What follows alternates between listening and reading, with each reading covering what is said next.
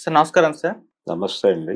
Sir 'Ram Charan' గారి 'Peddi' cinema ఇంకొక 2½ మంత్స్‌లో రిలీజ్‌కైతే సిద్ధమైపోతుంది. అయితే ఇప్పుడే ఈ సినిమాకి సంబంధించి బిజినెస్ భారీగా జరుగుతున్నట్టుగా రిపోర్ట్స్ అయితే వస్తున్నాయి సార్. అటు థియేట్రికల్ బిజినెస్ గావచ్చు, ఓటీటీ గావచ్చు అన్నీ కూడా దాదాపు ఫినిష్ అయిపోయాయని చెప్పేసి చెప్తున్నారు. అంటే మామూలుగా ఇప్పుడు పాడిన సినిమాలంటే 2, 3 నెలల ముందే ఈ బిజినెస్ వీటికి సంబంధించి చూసేస్తున్నారు. మరి ఎలా ఉంది దీని సినిమాకి సంబంధించి బిజినెస్ సార్? అంటే ఇంకా థియేట్రికల్ బిజినెస్ అంటే ప్రపంచవ్యాప్తంగా కొనుగోళ్లు జరగాలి. ప్రపంచవ్యాప్తంగా కొనుగోళ్లు అంటే ఇది పాన్ ఇండియా సినిమా. అవును. వాళ్ళు ప్రమోషన్ యాక్టివిటీ మొదలుపెట్టి అందులో భాగంగానే ఈ అమ్మకాలు నడుస్తాయి. ఏట్లో గుడ్డును కట్టేసి బేరం పెట్టడం లాంటి స్కీములు ఏమి ఉండవు. లేవు, ఇప్పుడు గతంలో ఉండేవి. కానీ ఒకప్పుడు ఎలా ఉండేదంటే సినిమా అనౌన్స్ కాగానే అది ఏ ఏ మార్కెట్లలో వర్కౌట్ అవుతుందో ఆ మార్కెట్ల నుంచి బేరాలు వచ్చేవి. అంటే ఉదాహరణకి సౌత్ ఇండియన్ మార్కెట్ బలంగా ఉన్నటువంటి కమల్ హాసన్ లాంటి వాడికి సినిమా అనౌన్స్ చేసినప్పుడే తెలుగు బయర్స్ కూడా వెళ్ళేవాళ్ళు, తెలుగు డిస్ట్రిబ్యూటర్లు కూడా వెళ్ళేవాళ్ళు. అలా ఇప్పుడు పాన్ ఇండియా మార్కెట్ స్థిరీకరణ జరిగిపోయింది మాకు అని చెప్తున్నారు వీళ్ళందరూ. ఏది తెలుగు నుంచి హిందీ మార్కెట్లో ఏదో మేరకు విజయాలు సాధించినటువంటి, అంటే రామ్ చరణ్ కి RRR అనేటువంటి ఒక బిగ్ సక్సెస్ ఉంది. ఆ బిగ్ సక్సెస్ మీదుగా ఆయన బిజినెస్ నడవాలి. ఇప్పుడు ఆ తర్వాత వచ్చిన సినిమాలు ఏవి కూడా ఆయనకి ఆశాజనకంగా కనిపించలేదు. అక్కడ ఆ శబ్దం చేయలేకపోయినాయి. అది ఏ సినిమా అయినా కావచ్చు, ఆచార్య కావచ్చు. ఆ తర్వాత ఆచార్య నిజానికి వాళ్ళు హిందీ మార్కెట్లో పెద్దగా పుష్ చేసింది లేదు. ఆ తర్వాత వచ్చినటువంటి గేమ్ చేంజర్ లాంటి సినిమా కూడా ఆయనకేమీ ఉపయోగపడలేదు. ఈ సినిమా మీదే హోప్స్ అన్ని పెట్టుకుని కూర్చున్నారు. ఇది ఏప్రిల్ 30వ తారీఖు అని చెప్తున్నారు. అవును. అయితే ఈ 2 నెలల టైము వీళ్ళు బిజీగా, అంటే ఇప్పుడు మొదలైపోవాలి గేమ్ మొదలై ప్రమోషనల్ యాక్టివిటీలోకి దిగిపోవాలి. రాజమౌళి ఆల్రెడీ ఇంటర్వ్యూలు ఇచ్చేస్తున్నాడు. ఎప్పుడో నెక్స్ట్ ఇయర్ సమ్మర్కి రావాల్సిన సినిమాకి ఇప్పటికే ఆయన ఇంటర్వ్యూస్, హాలీవుడ్కి ఒక ఇంటర్వ్యూ ఇచ్చాడు, బాలీవుడ్కి ఒక ఇంటర్వ్యూ ఇచ్చాడు. నెమ్మదిగా ప్రమోషనల్ యాక్టివిటీలోకి వచ్చేసాడు ఆయన. సో ఈ ప్రమోషనల్ యాక్టివిటీలోకి వచ్చిన తర్వాత ఆయా మార్కెట్లను కెలికి అక్కడి నుంచి బేరాలు వచ్చి అలా నడవాలి. వరల్డ్ వైడ్ నడవాలి. వరల్డ్ వైడ్ అంటే తెలుగు సినిమాకి అక్కడ బయ్యర్స్ నుంచి కొంత డబ్బులు ఆఫర్లు వస్తే రావచ్చు.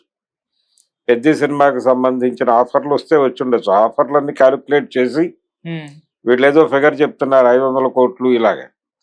కానీ ఇది 500 కోట్లు బిజినెస్ అంటే వీళ్ళు 300 కోట్లు ఎంత పెట్టుబడి పెట్టారు ఈ సినిమా మీద అని చెప్తున్నారు. దాంతో బ్రేక్ ఈవెన్ అయిపోయింది బిజినెస్ లో అనేది కూడా ఒక కథ నడుస్తోంది. ఇంకొంచెం ఎక్కువే రావాలి నిజానికి ఈ సినిమాకి. వీళ్ళు హిందీ మార్కెట్లో ఎంతగా వెళ్ళారు, అలాగే తమిళనాడు మార్కెట్ ఉంది, కేరళ మార్కెట్ ఉంది, కన్నడ మార్కెట్ ఉంది. కన్నడలో ఎలాగో తెలుగు సినిమా ఇవే వెళ్తాయి.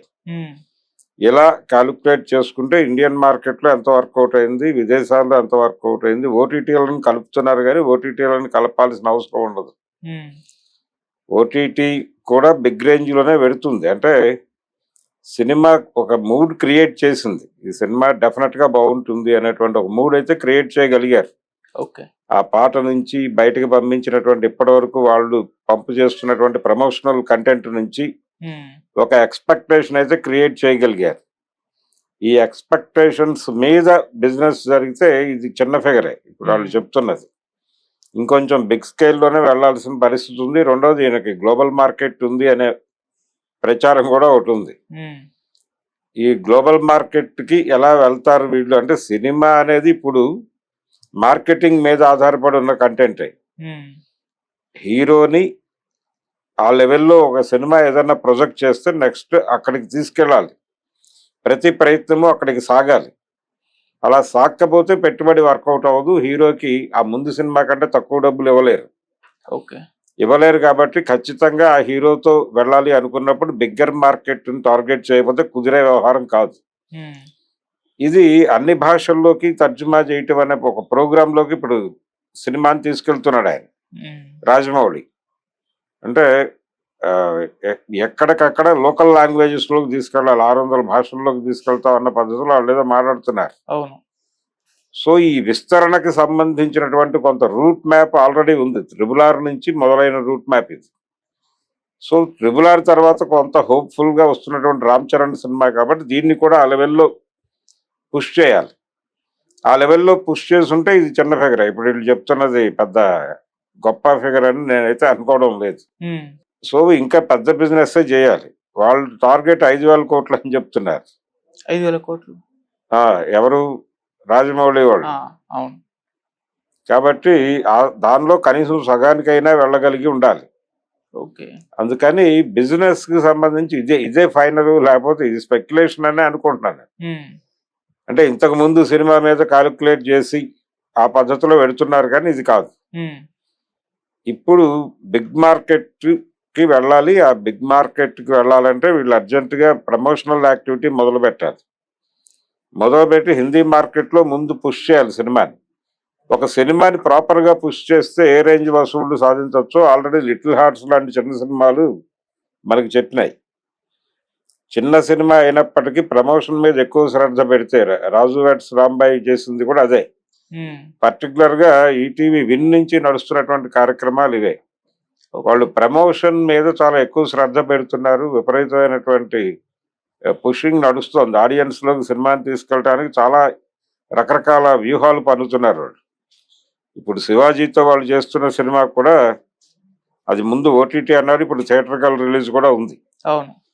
ఈ థియేటర్కల్ రిలీజ్ కి సంబంధించి వాళ్ళు ప్రమోషన్ లో కొత్త పుంతలు దొక్కి వాళ్ళ పద్ధతిలో వాళ్ళు ముందుకు లాక్కెళ్తున్నారు. ఇలా వాళ్ళు కూడా మార్కెట్ ని లోకి పుష్ చేయాలి.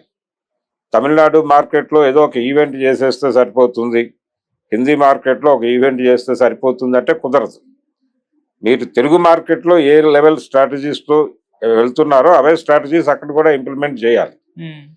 అలా చేయగలిగినప్పుడే సినిమా మీకు రెవెన్యూ ఇస్తుంది అక్కడ నుంచి. లేకపోతే ఇది పాన్ ఇండియా సినిమా అని చెప్పుకోవటమే అనవసరం అవుతుంది.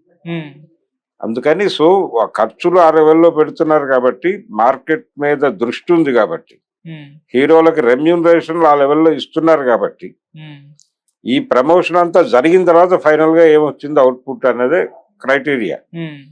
అప్పటి వరకు వెయిట్ చేయడం తప్ప కనీసం ఇంకా వీళ్ళు ప్రమోషన్ మొదలు పెట్టడానికి ఇంకో 10-15 రోజులు టైం పడుతుంది అనుకుంటున్నాను. ఈ 15 రోజులు అయిన తర్వాత, అది మొదలైన ఇంకో 15 రోజుల తర్వాత యాక్చువల్ ఫిగర్స్ రావచ్చు. ఓకే. ఇది స్పెక్యులేషన్ అనే అనుకుంటున్నాను. ఇది సీరియస్ గా అధికారికమైనటువంటి సమాచారం అని మాత్రం అనుకోవడం లేదు. బిజినెస్ ఇంకా నడుస్తోంది, దానికి డిస్కషన్స్ నడుస్తున్నాయి. ఫైనల్ ఫిగర్ రావడానికి ఇంకొంచెం టైం పడుతుంది. సార్ బడిలోకి ఏమో 1,000 కోట్లు 2,000 కోట్లు అలా టార్గెట్ లోకి మనం దిగడం చూస్తున్నాం సినిమాలు. కాకపోతే బాక్సాఫీస్ వద్ద అవి బోల్తా కొట్టిన సందర్భాలు చాలా అయితే ఉన్నాయి. సో మరి పెద్ద సినిమాకి సంబంధించి ఎలా ఉండే అవకాశం ఉంది సార్? అంటే ఎక్స్పెక్టేషన్స్, సినిమా ప్రాపర్ గా అన్ని ప్రాంతాల ప్రజల్ని ఆకట్టుకోవడానికి వీళ్ళు ఒక అందరికి సార్వజనీనత ఉన్నటువంటి కథ అనే పేరుతో విచిత్రమైన కథలు తీస్తున్నారు. ఈ విచిత్రమైన కథల్ని యాక్సెప్ట్ చేసే పరిస్థితిలో ఆడియన్స్ ఉన్నారా అనేది అనుమానం. ఓకే. సో వీళ్ళ కథని ఎలా డిసైడ్ చేస్తున్నారు, ఎలా చెప్తున్నారు అనేది ప్రధానం. ఈ కథ ప్రాపర్ గా అందరికి కన్వే అయితే, ఇప్పుడు వీళ్ళు స్పోర్ట్స్ బ్యాక్గ్రౌండ్ లో కథ అని చెప్తున్నారు. ఈ స్పోర్ట్స్ బ్యాక్గ్రౌండ్ లో కథ అంటే డెఫినెట్ గా కనెక్ట్ అవుతుంది. ఇప్పుడు లగాన్ లాంటి సినిమాలు అన్ని భాషల వాళ్ళు చూశారు కదా, ఈ సినిమాని కూడా చూస్తారు. కాకపోతే అందులో కాన్ఫ్లిక్ట్ ఏమిటి, ఆ కాన్ఫ్లిక్ట్ జనాలు ఒరిజినల్ గా ఫీల్ అయ్యి నిజమే అనేటువంటి అనుకుని ఒక రియల్ ఫైట్ చూసాం మనం. సమాజంలో ఉన్నటువంటి లేదు స్పోర్ట్స్ ఏరియాలో ఉన్నటువంటి ఒక ఈవిల్ మీద అద్భుతమైనటువంటి పోరాటం జరిగింది ఈ సినిమాలో అని ఆ క్యారెక్టర్ ఏ సెక్షన్ అయితే రిప్రజెంట్ చేస్తున్నట్టుగా కనిపిస్తోందో ఆ ఏరియా జనాలందరూ కనెక్ట్ అయిపోతే సినిమాకి పాజిటివ్ వైబ్ వచ్చేస్తుంది. అది వచ్చేస్తే ఈ ఫిగర్స్ క్రియేట్ అవ్వడం పెద్ద కష్టమేం కాదు. అది క్రియేట్ చేసే స్టోరీ స్టఫ్ ఉందా లేదా అనేది మనం సినిమా చూస్తే కానీ చెప్పలేం. అవును సార్. ప్రమోషనల్ కంటెంట్ వరకు బాగానే డిజైన్ చేసుకున్నారు, ఒక హోప్ అయితే ఇవ్వగలిగారు. ఈ హోప్ సస్టైన్ చేయగలరా లేదా థియేటర్లో అనేది చూడాలి. Okay sir, thank you so much sir. Thank you.